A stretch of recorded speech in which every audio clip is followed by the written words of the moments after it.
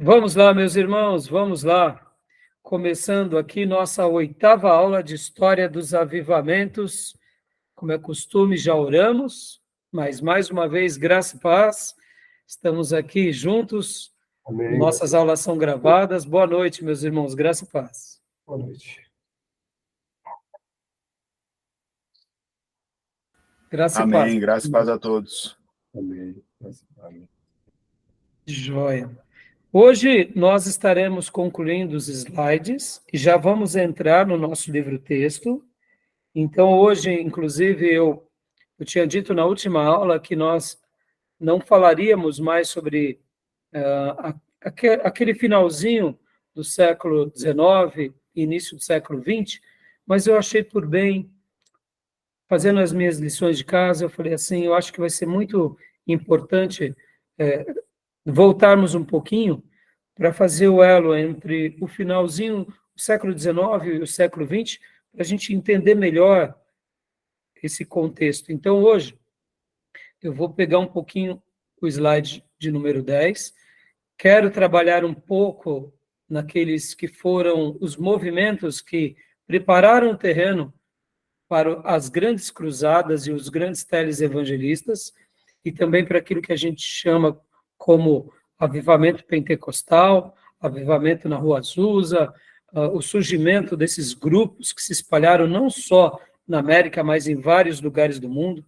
Lembrando que, na realidade, não foi somente o movimento pentecostal. Seria até desleal falarmos que só foi o movimento pentecostal. Deus já estava levantando muitas vozes, muitos homens, muitos movimentos em vários lugares do mundo. É óbvio que o movimento pentecostal fez um grande trabalho e a gente considera isso como algo da parte de Deus, mas hoje a gente vai estar trabalhando em tudo isso e vai ser muito, eu diria, muito bom. Mas, como é costume, vamos ler no versículo, Lucas 24, 49. Como eu disse, nossas aulas sempre são gravadas para que os irmãos possam depois ruminar em cima desse material, que esse material também sirva como ferramenta para edificação, para elucidação, treinamento, e para que muitos irmãos e ministros e alunos possam também aprender com esse material conosco e com os livros aqui indicados, tá bom? Então, Lucas 24, 49.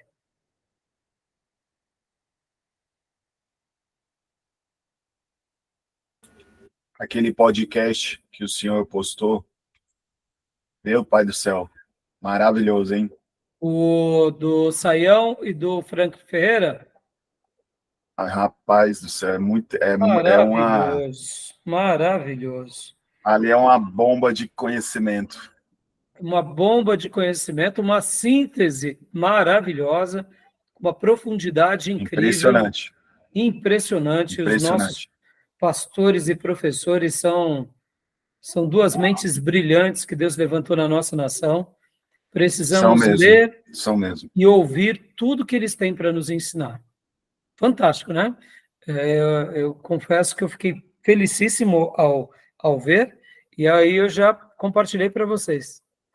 Então, Lucas 24, 49, por gentileza, quem achou pode ler para nós?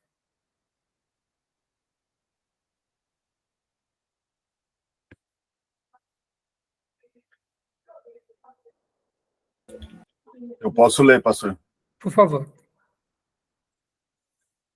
Eis que sobre vós envio a promessa de meu Pai. Ficai, porém, na cidade de Jerusalém, até que do alto sejais revestido de poder. Amém. Que o poder prometido por Jesus, que o poder vivido pelos apóstolos e por essa igreja tão especial que é a Igreja de Jesus, nesses 2000 anos recaia sobre nós e que a gente possa viver assim também. O verdadeiro poder de Deus. Tá bom, meus irmãos? E vamos lá, meus irmãos, enquanto fazia a minha lição de casa, como eu disse para os irmãos, eu pensei comigo. Eu simplesmente vou dar o slide 10, mas eu estive prestando atenção em alguns detalhes. Eu queria fazer aqui alguns apanhados bem rápido com vocês, então vou estar compartilhando o slide número 10, porque o que acontece? Lembra que depois que nós falamos ali do grande mover de Deus sobre a América do Norte, a gente falou sobre Jonathan Edwards e George Whitefield, mas tem algumas falas em alguns slides e que eu quero destacar aqui com vocês, e depois eu já quero fazer também uma breve síntese também sobre algumas pessoas daquele slide, tá bom? Então, vamos lá. Vou compartilhar aqui com vocês, tá bom? Deixa eu pegar aqui.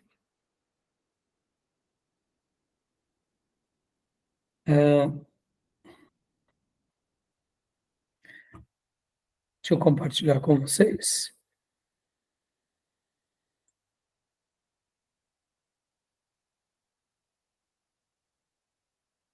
Essa frase aqui,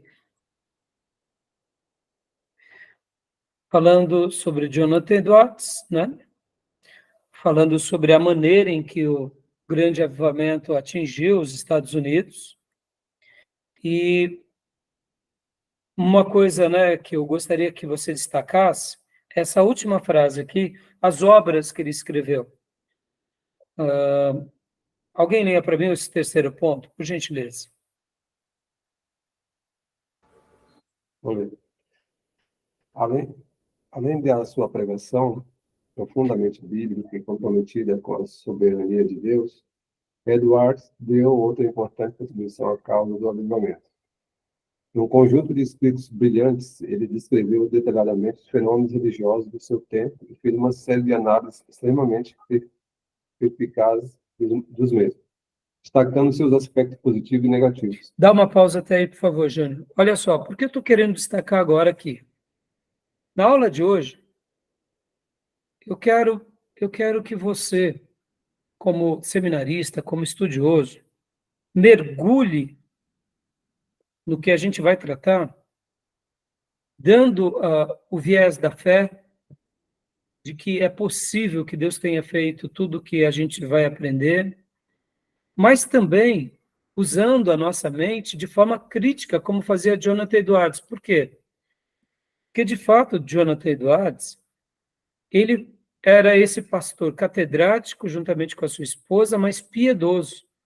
Então, nós sabemos que ele deixa um legado, além do seu legado como pastor local, como orador, como expositor das verdades bíblicas, como participante do grande mover de Deus, ele também procurou fazer um apanhado de tudo o que aconteceu nos seus dias, tanto ali na Nova Inglaterra, que é os Estados Unidos, na América do Norte, quanto também nos países em que a onda e as pregações de George Whitefield e John Wesley e outros foram chegando. Então, ele vai colocar algo, ele vai tentar separar uma coisa da outra, mostrando as manifestações de Deus, os moveres, ao mesmo tempo também, irmãos, daquilo que nós conhecemos como influência humana, como habilidades humanas. Isso tudo é muito importante, porque muitas vezes, vocês sabem disso, nós somos seres influenciáveis. A sociologia vai nos mostrar isso, a psicologia vai mostrar isso. Pode ver que a psicologia de massa é um fator que atinge-nos, e tem horas que, quando é uma psicologia de massa voltada para questões religiosas, no primeiro momento a gente acha que é avivamento, mas muitas vezes a gente vai ver que pode não ser. Pode ser fruto ali das habilidades humanas, do carisma humano, da persuasão humana, porque quando se mistura religião com massa, com povo, com pessoas carismáticas, a gente acaba se perdendo. Então, assim, Jonathan Edwards, ao escrever, ao relatar, ao fazer os seus apontamentos, ele teve essa maestria. E por que eu estou falando tudo isso, irmãos? Porque, como o Gil lembrou e citou há pouco, ao ouvir, por exemplo, né, tanto o Franklin Ferreira quanto o Luiz Saião, naquele podcast que eles falaram sobre a reforma protestante, ali no Inteligência Limitada, trazendo tantas riquezas do movimento da reforma protestante, da pré-reforma, daquilo que de fato foram os acertos, foram os erros, os exageros, foi muito interessante porque eles trazem dados, eles trazem números, acontecimentos, fatos, envolvimentos políticos. Então, percebam que quando a gente olha para a história como estudioso, quando é Deus agindo, quando é Deus trabalhando, nós podemos fazer certos apontamentos com, eu diria, com bases melhores. Mas, ao mesmo tempo, quando não for ali simplesmente Deus, for um envolvimento político, for uma inclinação religiosa, for manipulação humana, a gente também tem que saber.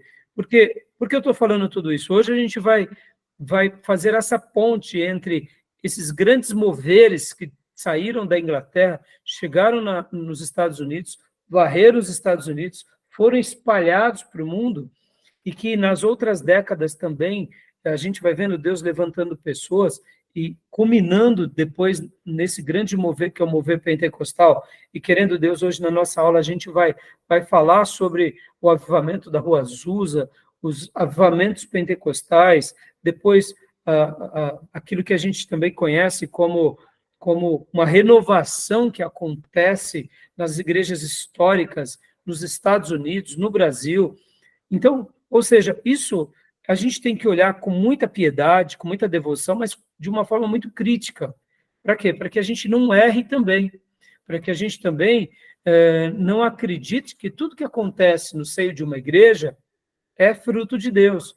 Porque senão, irmãos, a gente acaba sendo muito ingênuo, quando principalmente surgem os falsos profetas, eles acabam tendo um efeito muito grande sobre a igreja, e a gente está aqui como seminaristas, estudiosos e professores, voltados ao quê? A estudar a Bíblia com essa devoção, mas sempre sabendo que onde tem carne, tem lobo, onde tem trigo, vai ter gafanhoto, o ser humano é o mesmo, a história vai se repetindo, só vai mudar os seus cenários, e a gente, ao mesmo tempo, tem que desejar realmente que Deus derrame do seu espírito, mas nós precisamos nutrir o nosso coração, sabendo que é possível que Deus faça tudo isso, mas também sabendo que, se a gente não tomar cuidado, aquilo que começa como obra de Deus pode se tornar em obra humana, pode se tornar em instrumentalidade de marketing e corrupção humana. Então, por isso que eu quero fazer essa ponte hoje aqui com vocês, para a gente debater tudo isso com bastante propriedade. E aqui os escritos de Jonathan Edwards vai ser determinante nisso.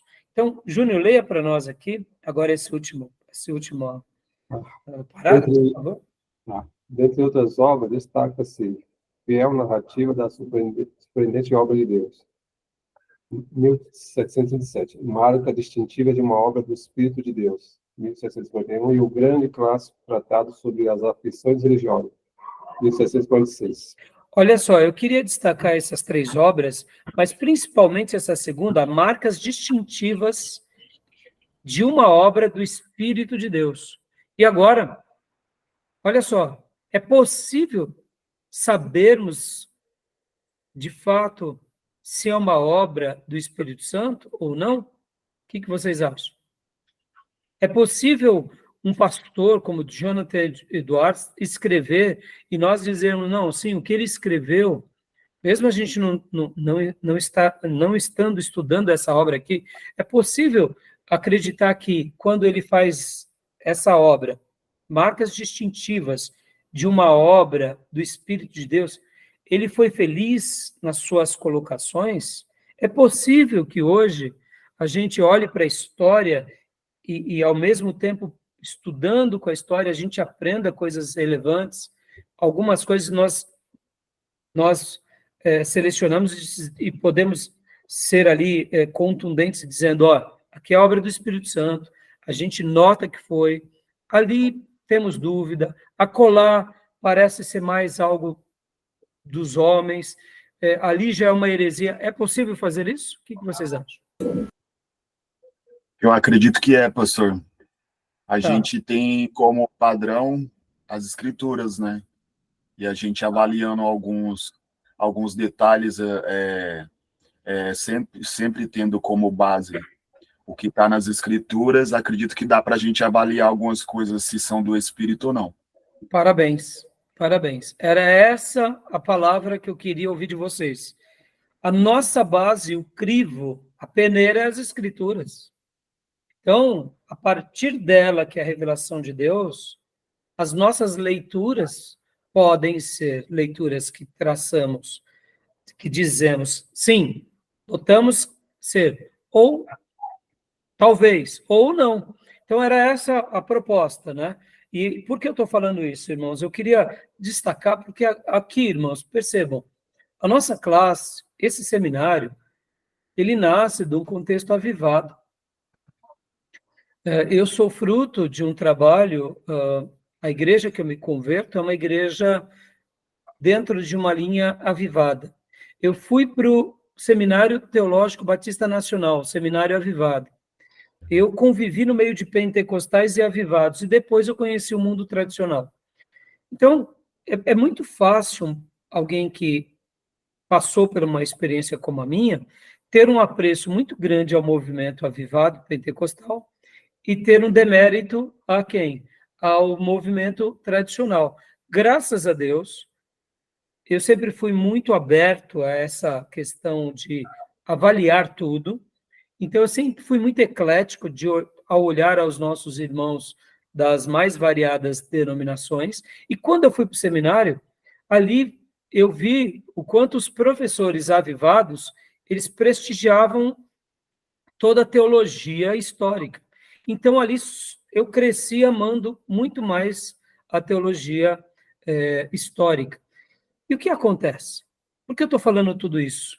Essa matéria, num contexto de uma igreja avivada, pentecostal, ou de um seminário batista nacional, ou de um seminário que tem essa linha mais avivada, a gente acaba não tendo critérios, eu diria, muito contundentes contra o movimento pentecostal e avivado. E eu quero aqui dizer para vocês que a gente precisa, mesmo sendo fruto desse movimento, se nós olharmos que tudo que acontece numa igreja pentecostal ou avivada é fruto do Espírito Santo, a gente está ratificando muitas besteiras. E por que eu estou falando isso, irmãos? Porque ao longo desses quase 30 anos pastoreanos, a quantidade de exageros que eu vi dos nossos irmãos avivados e pentecostais foi tão grande que eu digo para os irmãos, a gente tem que tomar um cuidado muito grande para a gente não confundir as besteiras que acontecem no meio pentecostal e avivado com o quê? Marcas distintivas de uma obra do Espírito de Deus. Porque quando não é uma obra realmente do Espírito de Deus, ela é qualquer coisa menos de Deus, qualquer coisa menos fundamentada nas Escrituras. E isso faz um desserviço medonho para o verdadeiro evangelho. O verdadeiro evangelho, assim como Jesus Cristo, assim como o Espírito Santo, acabam perdendo por causa disso.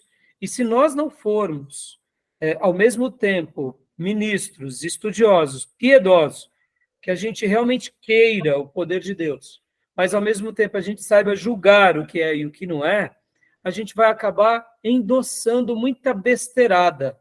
E é por isso que hoje o povo pentecostal sofre tanto. Então, assim, fica aqui essas palavras, né? Eu quis destacar, porque hoje a gente vai entrar, eu diria, em partes maravilhosas. Ao mesmo tempo, vocês vão ver que a gente vai ver que o povo de Deus também fez umas aberrações absurdas, e a gente tem que ser muito crítico, assim como nós, nas aulas passadas, fomos críticos às cruzadas, fomos críticos aos católicos, a gente tem que ser crítico também aos nossos irmãos que erraram e que a gente não pode tapar o sol com a peneira, a gente não pode achar que tudo que acontece na igreja evangélica, ou mesmo nas denominações, é meninice, não, é heresia. A gente tem que tratar friamente, falando, não, o pastor era um homem de Deus, mas aqui ele praticou uma aberração, ali ele foi longe demais. Se a gente não fizer isso, a gente não vai estar sendo fiel às Escrituras. E a minha proposta aqui não é apontar, simplesmente por apontar, mas é mostrar o seguinte, vamos ser piedosos, vamos desejar que o Espírito Santo, que atuou no passado, que foi prometido por Jesus, recaia sobre nós, como caiu sobre a igreja primitiva, como caiu sobre Wesley, Whitefield, mas vamos zelar, porque quando a gente também se cala, eu quero acreditar que o Espírito Santo se entristece. E ele se entristecendo, quem perde é a igreja, quem perde somos nós, quem perde é o reino. E muitas vezes pode ver que no meio do povo de Deus, a gente faz umas vistas grossas medonha, e para mim, vista grossa, o nome de vista grossa também é pecado do mesmo jeito, tá bom? Então, que a gente possa dizer, não, se de repente Deus parou de atuar, que a gente possa dizer, não, aquele vento poderoso parou. Será que o avivamento cessou? Cessou. E se cessou, por que cessou? Então, a gente tem hora que nós, eu diria que temos assim essa herança pentecostal e avivada, a gente tem dificuldade de admitir, muitas vezes, que um culto não foi tão fogoso. Está errado. Se o culto não foi tão fogoso, amém, não foi. Qual o problema? A gente tem dificuldade de admitir isso. Parece que a gente sofre desse mal de admitir certas verdades. Como se estivéssemos dizendo, se o fogo parou de cair é porque a gente está desviado. Não necessariamente. Porque o que nós aprendemos lá atrás? Nós aprendemos que o avivamento, que uma operosidade de Deus vem sobre o seu povo quando Deus quer. Tem horas que o culto é mais simples, é mais arroz com feijão, sem novidade. E tem vezes que a gente quer dizer que não é. A gente fica, eu diria, dourando a pílula e enfeitando o pavão. Né? Tem coisas que a gente não precisa. Galinha não vira pavão, pavão é pavão. Se é um pavão sem pena, vai nascer pena. Não se preocupe, a gente não precisa de enfeitar o pavão, como dizer que galinhas e patos feios viraram pavão. A gente tem que ser muito franco com isso, né? A gente sofre desse mal. Pode ver, eu diria que, na minha opinião, tudo isso é fruto do quê? De uma espiritualidade pequena, né? Tá bom? Beleza? E uma última frase aqui que eu quero destacar nesse slide é essa daqui, ó. Aqui, Jonathan Edwards. Essa última frase aqui, leia para nós, Júnior, de George Whitefield, aliás. Essa campanha produziu um enorme impacto em todas as colônias, tornando-se o primeiro evento de amplitude nacional da história dos Estados Unidos. Aqui está falando sobre os trabalhos que Whitefield, John Wesley, John Edwards fizeram nesses anos, né, que eles estão ali trabalhando concomitantemente. E o que me chamou a atenção essa frase? Que quando eles vão fazer essas obras têm uma escalada praticamente nacional. Lembra que a gente falou de avivamentos locais, regionais? Ou seja, os nossos irmãos fazendo essas obras tiveram amplitude tão grande, mas tão grande, que praticamente foi algo que abraça praticamente os Estados Unidos todinho. Então, eu quis destacar esses dois pontos, irmãos, mais uma vez mostrando aqui, ó, Deus pode fazer algo na nação.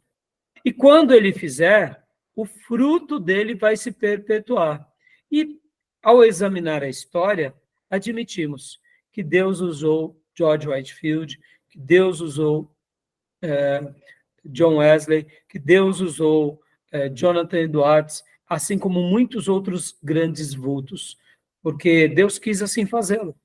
Como chama nosso irmão Orlando Boyer, os grandes vultos do avivamento, tá bom? E aqui algumas fotos, né? E aqui a gente já viu isso. Queria rapidamente passar aqui que, naturalmente, houve irmãos como Charles Chunks que fizeram oposição. Porque, irmãos, como tudo, sempre tem um povo que se entrega mais à emotividade. E aqui eu poderia dizer que os irmãos que fazem oposição, no primeiro momento, parecem que, de fato, eles estão ali na carne, mas muitas vezes essas oposições, elas também têm um propósito, para poder realmente tirar um pouco aquela emotividade, fazer com que as coisas que realmente são de Deus, elas se destaquem em detrimento daquilo que são emotividades humanas, manifestações físicas, como ele chama aqui, ó, julgamentos grosseiros e fanatismos. Então, houve oposições, tá bom? Aqui é uma foto do nosso irmão Charles, né? E aqui, agora, olha só que interessante, irmãos. Vai ter o declínio do avivamento. Isso como acontece em outros momentos, né? Então, depois, como a gente trabalhou na última aula, veio o segundo grande avivamento, uma outra obra de fervor, logo depois daquele período, né, da emancipação política. E o que eu queria destacar agora aqui nesse segundo grande avivamento? Eu queria destacar aqui esses nossos demais irmãos. Olha só que interessante. Eu estava pesquisando um pouco sobre o Stone, assim como você, é muito mais conhecido Charles Finney, mas em especial esse momento aqui, que é o momento dos acampamentos. Por que eu queria destacar um pouquinho isso aqui com vocês antes de entrarmos no material de hoje? Segundo alguns irmãos, e principalmente esse material, esses momentos dos grandes acampamentos, ou seja, esse segundo grande despertamento, aonde os nossos irmãos do passado, eles se reuniam nos campos para buscar a Deus, esse período prepara o povo, principalmente americano, para aquilo que nós vamos conhecer como as grandes cruzadas evangelísticas, que vai vir ali no começo do século XX.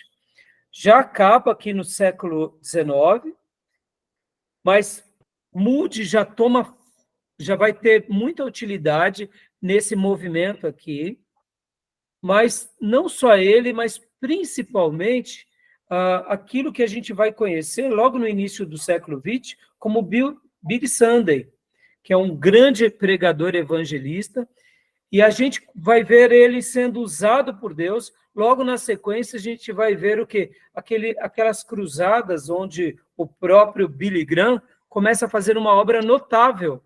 Então, eu queria dar esse destaque, irmãos, porque percebam, irmãos, como Deus usa pessoas, depois Deus usa comunidades, situações. Hoje, na aula de hoje, a gente vai ver que, por exemplo, como que agora, por exemplo, vai ter uma transição entre esses irmãos, porque até então vocês têm que lembrar que não havia,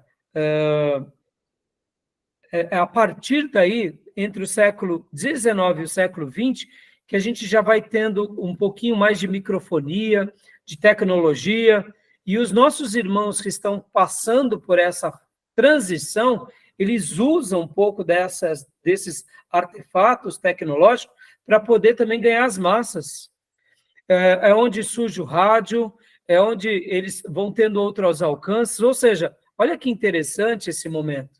E eu achei muito interessante, porque não é uma coisa isolada, não é uma pessoa, é um grupo.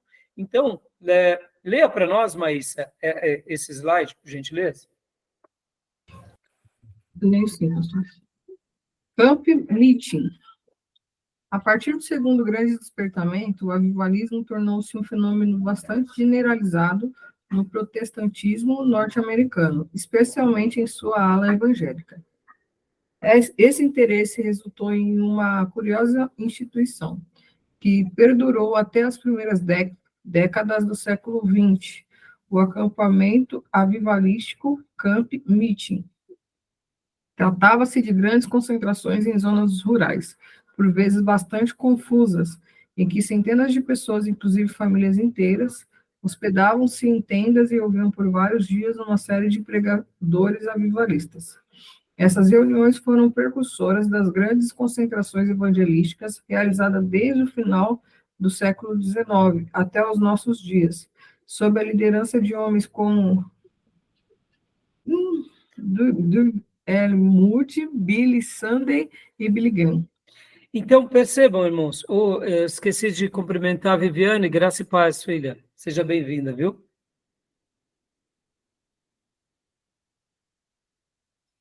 Então, por que eu estou falando isso? Eu queria gastar um minuto com vocês, refletindo um pouco, irmãos. Será que hoje, o que Deus tem feito por meio das redes sociais, Deus também não está preparando o seu povo para uma grande obra de avivamento? Será que hoje também, assim como nesses grandes acampamentos, que ora era até bem desestruturado, bastante confusos, porque não tinha uma estrutura, eram fenômenos que aconteciam de acordo com aqueles grupos e pessoas. Será que também hoje Deus não está preparando o seu povo, separando o joio do trigo? Porque perceba, irmãos, até alguns dias atrás, quem dominava as mídias eram absolutamente aqui no nosso país, quem? Os neopentecostais. Hoje não. Hoje, um irmão, um pastor, ele abre lá o seu celular e ele pode pregar uma mensagem nas suas redes sociais e aquilo tem uma projeção praticamente mundial.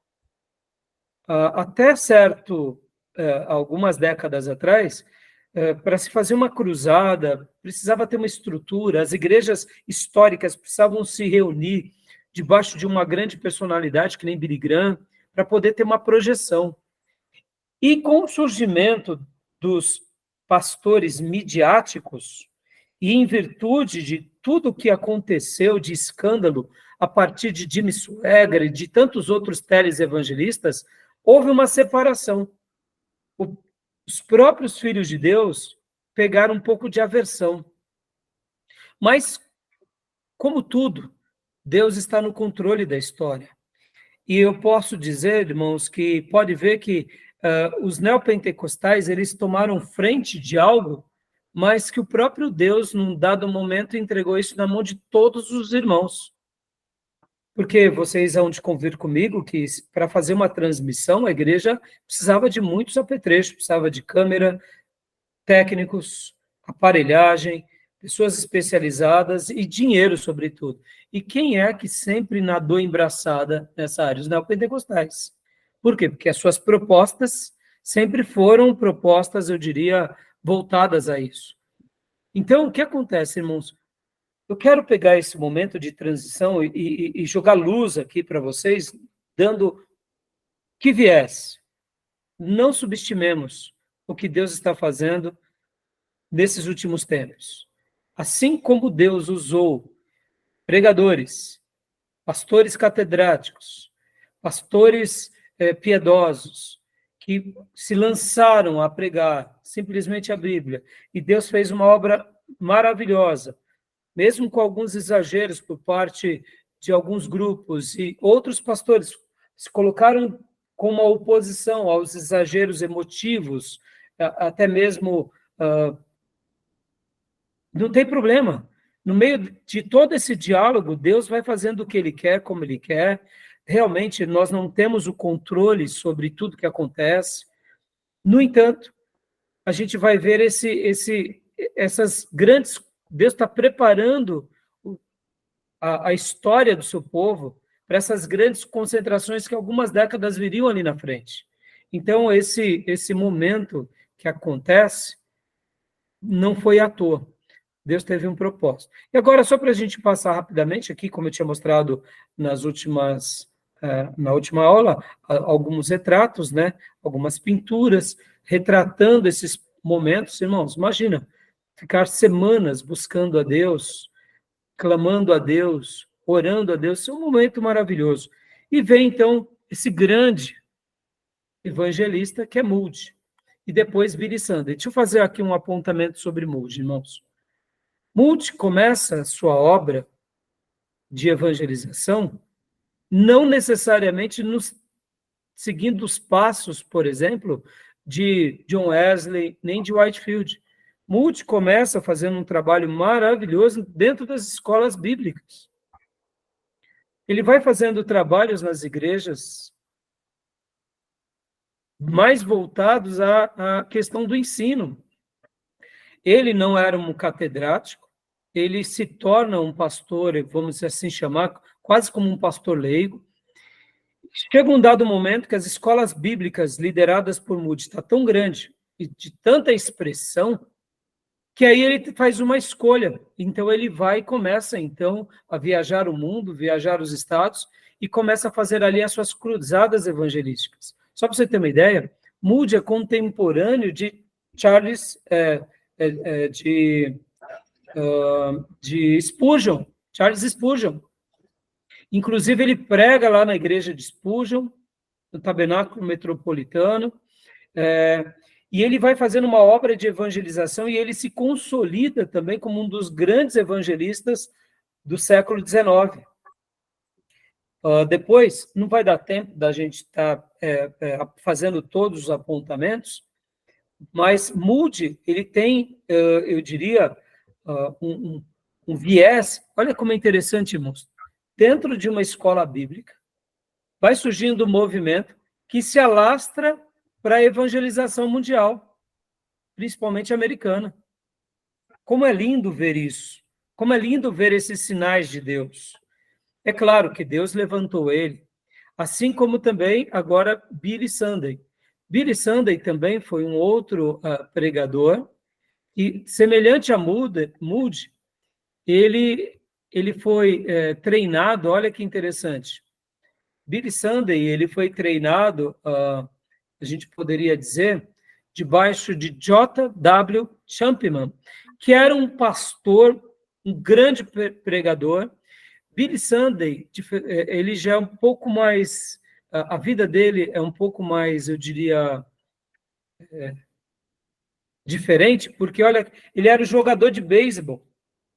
E de jogador de beisebol, ele se converte e ele começa a trabalhar debaixo desse pastor, e, ao mesmo tempo, esse pastor, como já era uma grande personalidade, deu uma base homilética muito grande para ele, e pouco tempo depois ele começou a fazer os seus trabalhos de evangelismo, começou a ter projeções, foi criando tendas. Num dado momento, Billy Sunday tem dificuldade, ele chama a sua esposa para estar do lado dele. Logo depois que a sua esposa começa a acompanhá-lo, o seu trabalho começa a ter uma projeção muito maior. E Billy Sunday, inclusive aqui você vai ver em algumas fotos, olha que interessante nessas fotos, irmãos. Quando a gente vê as fotos de Billy Sunday, são fotos assim bem, eu diria, bem artística, né? Pode ver que ele tem ali umas expressões mais artísticas. E ele começa a fazer, então, aquilo que a gente já vê, que são essas grandes cruzadas também, preparando o caminho para Billy Graham. Então, tudo isso Deus vai preparando ao longo dos anos. E só para vocês terem uma ideia, enquanto eu fazia minhas lições de casa, olha só essa frase aqui de Billy Sunday. Sou contra o pecado. Vou chutá-lo enquanto tiver um pé. Vou lutar contra ele enquanto tiver um punho. Vou dar uma cabeçada nele enquanto tiver cabeça. Vou mordê-la ou mordê-lo enquanto tiver dente.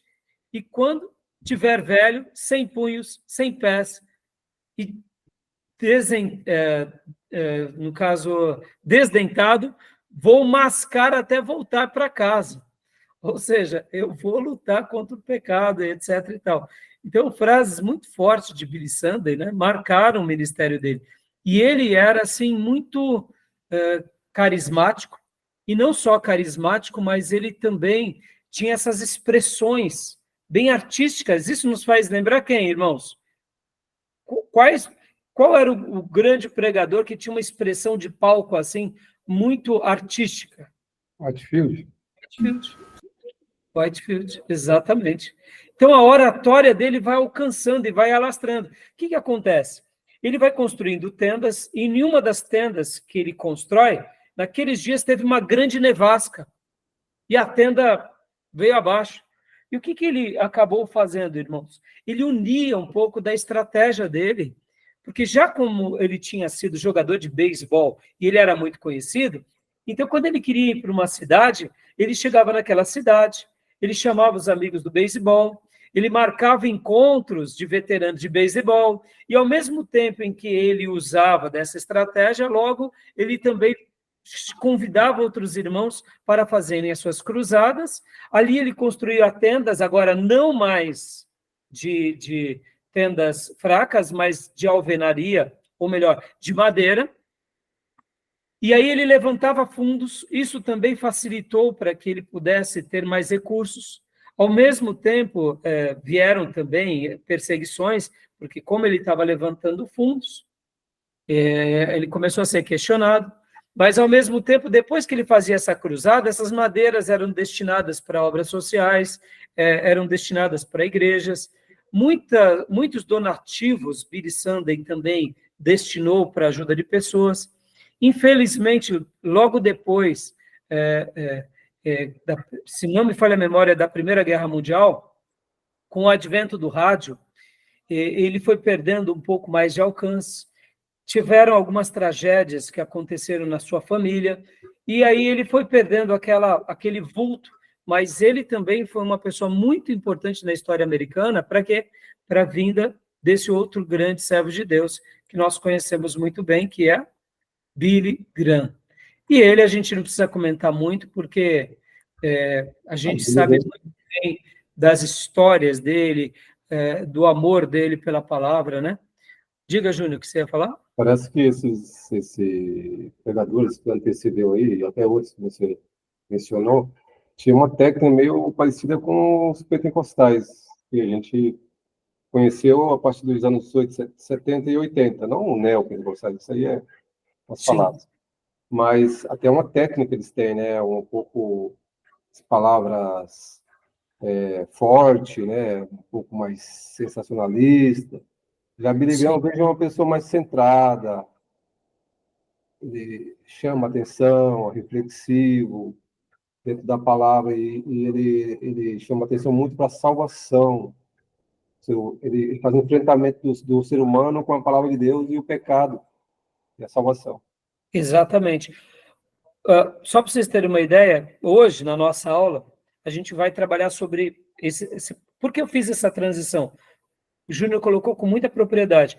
Billy Graham, ele consegue ter um ministério longevo, de praticamente 50 anos. Ele começa a pregar em 1950, e ele vai praticamente a quase a virada do século, e ele alcança todos os continentes, muitos países, muitas multidões, com uma mensagem de salvação, ao mesmo tempo em que ele consegue trazer as igrejas junto dele. Olha só que interessante. Essa saúde no ministério de Billy Graham, a gente pode... Por isso que eu fiz questão de fazer esse apanhado, irmãos, porque já já a gente vai falar do movimento pentecostal, já já a gente vai falar dos acertos, dos erros, já já a gente vai falar de grupos também que se isolam, de grupos que vão para o caminho da heresia, mas Billy Graham é um bom exemplo de alguém que, em meio a toda essa crescente, poderia ter se tornado, quem sabe, vamos chamar assim, um papa evangélico, e ele não fez. Ele usa tudo o que ele recebeu de reconhecimento, de fama e de prestígio, para compartilhar com as outras igrejas, para exaltar Cristo, para deixar um legado maravilhoso e uma referência, eu diria, das mais maravilhosas para a nossa geração. Porque, irmãos, nossa geração foi a geração que teve o privilégio de vê-lo, Billy Graham, vivo ainda. Pode não ter assistido, mas nós temos material.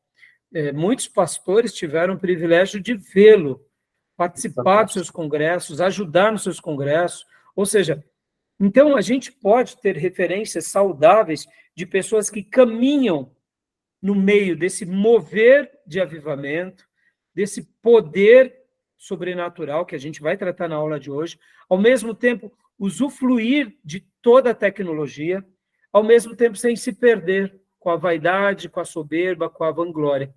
Porque Billy Graham é uma exceção na curva que nós, como seminaristas, como professores, como pastores, como aqueles que oram pelo avivamento, deve olhar para ele e pedir: Deus, se um dia o Senhor quiser nos usar, E se o Senhor quiser usar as nossas igrejas, nos ensina a seguir caminhos saudáveis assim. Por que eu estou falando tudo isso? Só concluir aqui, Júnior. Por que eu estou falando tudo isso, irmãos? Porque Billy Graham, só para vocês terem uma ideia, não foi por uma vez, mas por várias vezes, ele foi muito assediado a se tornar presidente americano e não quis. Não porque ele via isso com demérito, mas porque ele via a sua vocação como um grande mérito. Ele se sentia alguém que tinha sido separado por Deus com o propósito de ser embaixador de Cristo na terra, embaixador dos céus na terra.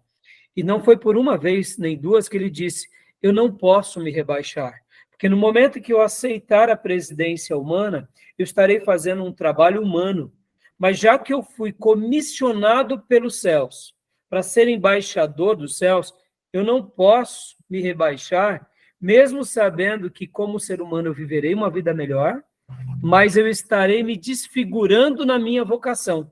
Então, irmãos, Billy Graham poderia ter criado a sua maior denominação, ter se tornado um marajá de Jesus na terra, um milionário.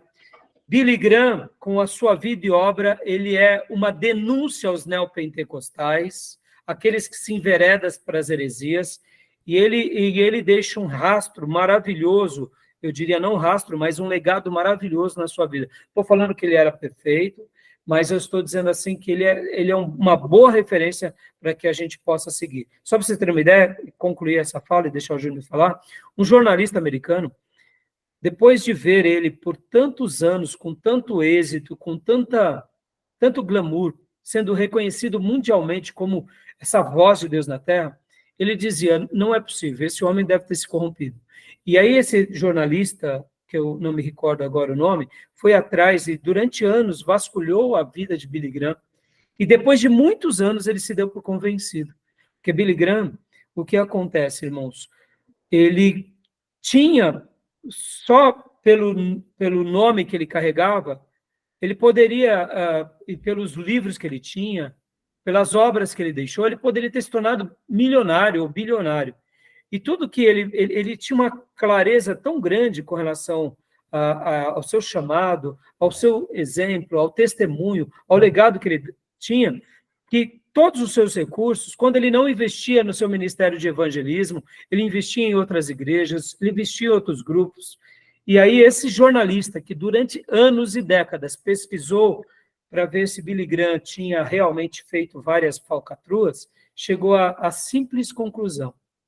Fez uma nota num dos jornais de maior publicação americana, dizendo que realmente ele pesquisou durante anos para ver a vida pregressa de Billy Graham, mas não achou, então ele estava fazendo uma nota, dizendo que, uma nota reconhecendo que o intuito dele era esse, mas que ele admitia que Billy Graham realmente foi um exemplo de cidadão, de cristão, de pastor, e aí ele deixa até as notas, dizendo, Billy Graham tinha tanto quanto começou o seu ministério, morreu com tanto, ou melhor, ainda era vivo, né?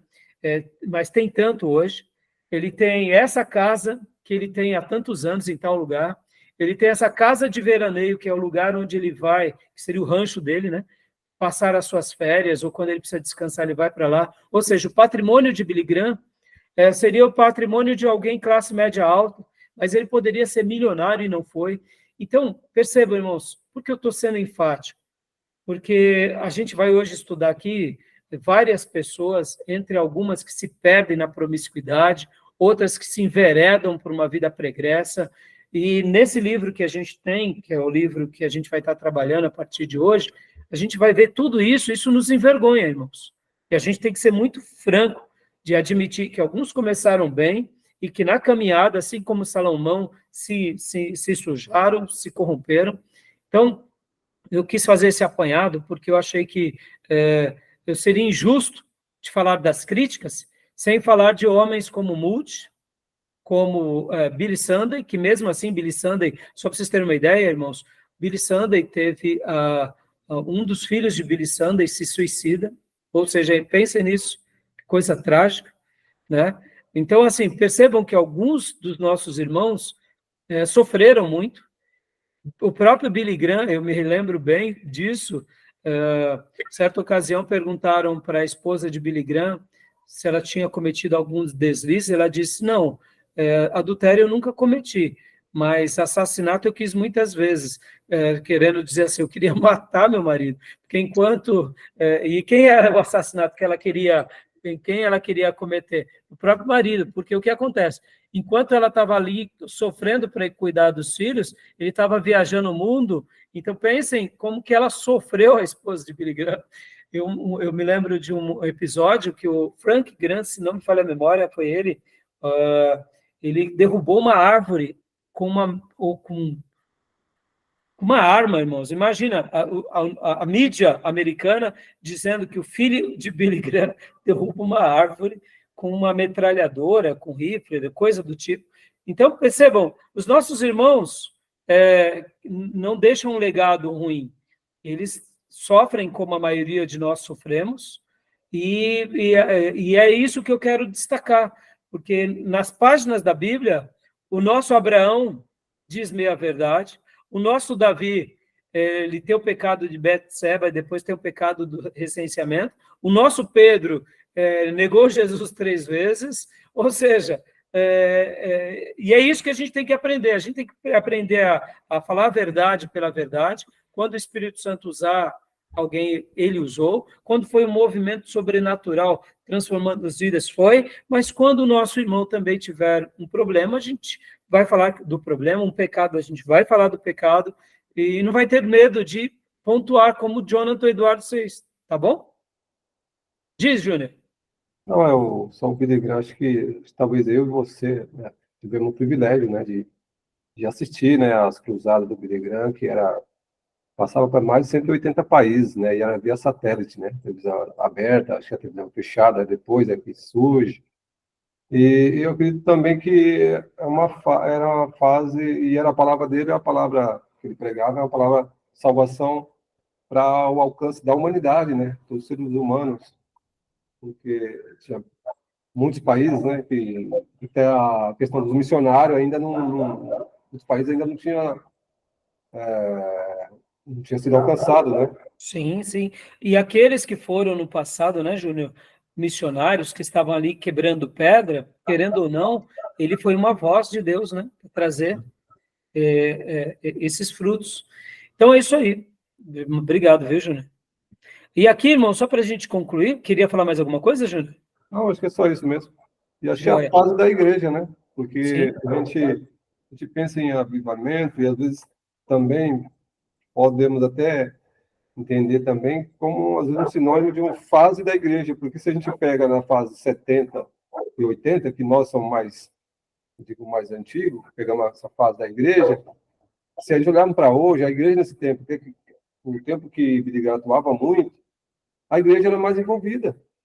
Os irmãos eram mais envolvidos do que hoje. Eram mais militantes, né, Júnior? Sim, era mais. O irmão tinha sede de evangelizar, de ir para a oração. Não, e era aquele cristianismo, me permita Sim. até o corte, raiz, no sentido Sim. seguinte, de sofrimento por causa de Cristo, Sim. abandono do mundo. Hoje não, é um Cristo muito adocicado, né? Exatamente, com açúcar, né? Você vai fazer fama, quer dizer, não é um evangelismo raiz, é isso aí. Né? Então, obrigado. E aqui, só para a gente concluir o slide, meus irmãos, olha só, naturalmente, logo depois disso, vem as sociedades voluntárias. Muitas sociedades nascem, essas sociedades vão preparando a base para disseminação de Bíblias, trabalhos sociais, trabalhos de missões, e naturalmente tem uma contribuição muito, muito linda. Tá bom, meus irmãos? Joia? Então, alguma pergunta, meus irmãos? Não? Ô, pastor. Pode falar. Pastor, tem uma passagem do livro muito interessante que fala de um momento de crise do Billy Graham, foi logo no início do ministério dele, onde ele tinha dúvidas sobre algumas coisas das escrituras, mas aí ele foi se consagrar, ia para o monte, e logo depois ele determinou no coração dele que ele, pela fé, acreditaria até o fim na nas Exatamente. Escrituras, na palavra de Deus. Muito obrigado pela sua lembrança, Gil. Inclusive, na biografia que passou recentemente, né, na filme da vida e obra de Billy Graham, eu assisti na Amazon Prime, mas eu não sei se tem em outros lugares. Assista, irmão, vale a pena. Nesse período do início de Billy Graham, ele realmente ficou na dúvida se ele ia para um lado mais teológico liberal, questionando algumas coisas da Bíblia, ou se ele ia defender a Bíblia como palavra de Deus de Gênesis e Apocalipse. Pouco tempo depois, ele tomou a decisão, depois de muita oração, e realmente você pode ver que a vida dele era uma mensagem cristocêntrica e escriturística. Isso que é mais apaixonante na vida dele. E aqui, como o Júnior bem lembrou também há pouco, quando a gente falou de George Whitefield e de Billy Sunday e George Whitefield tinham esse carisma mais artístico. Tanto é que Billy Sunday fez bons contatos com grandes artistas. Ele até se vestia bem quando ele se apresentava, porque ele era, irmãos, ele foi do esporte, se converte. Ele tinha essa comunicação mais artística, teve uma boa base, ele aproveitou isso. Pode ver que Billy Graham, diferente desses outros pastores, ele já não era assim. Billy Graham, ele era mais centrado dentro dessa linha. Billy Graham era literalmente um pastor com uma oratória firme, sim, mas ele não era artístico. Ele tinha uma oratória poderosa, uma palavra firme, contundente, um grande orador, mas ele não remetia a um grande artista. Ao mesmo tempo, na biografia de Billy Graham, olha que interessante, vocês vão lembrar que ele começa a ser televisionado e ele mesmo, na sua biografia, vai dizer o seguinte, ele pensou com ele, gravo as minhas mensagens? Será que se eu gravar eu vou ter mais alcance? Então ele também se prepara para as câmeras. Ele aprende essa linguagem das câmeras, mas ele não se envaidece. E é aqui que fica o pulo do gato. E é por isso que eu estou destacando. Billy Graham, irmãos, ele poderia ter se tornado, talvez, um teleevangelista americano, mundial, reconhecido, validado, uma pessoa que fosse até para as vaidades, mas ele não foi. Ele faz com que a ferramenta da comunicação fosse útil, mas ele não se perde na comunicação. Por quê?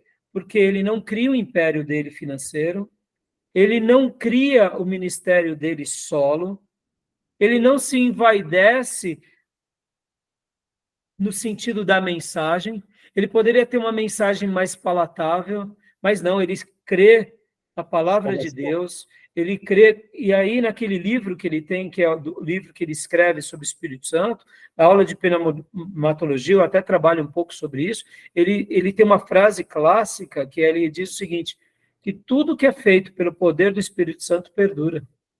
Ou seja, esse conflito que ele teve, de fato, foi um conflito genuíno, ele não escolhe ir para as Escrituras simplesmente porque ele achou que seria melhor, mas é porque dá para ver que ele inclina a fé dele, ele tira as dúvidas, as arestas das dúvidas caem por terra, ele se rende ao Espírito Santo, às Escrituras, e ele deixa esse legado magnífico para nós hoje como um acervo de uma mensagem poderosa, um ministério vigoroso, próspero, de alguém que, de repente, não viveu um avivamento propriamente dito, mas que ele, eu diria,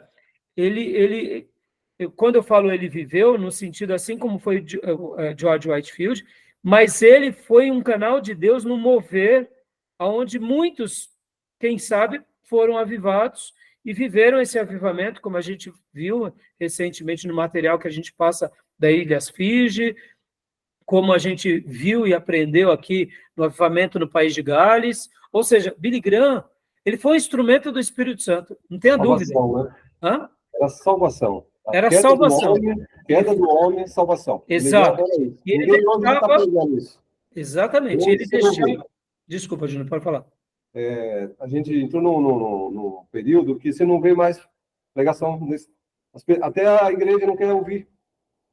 Exatamente.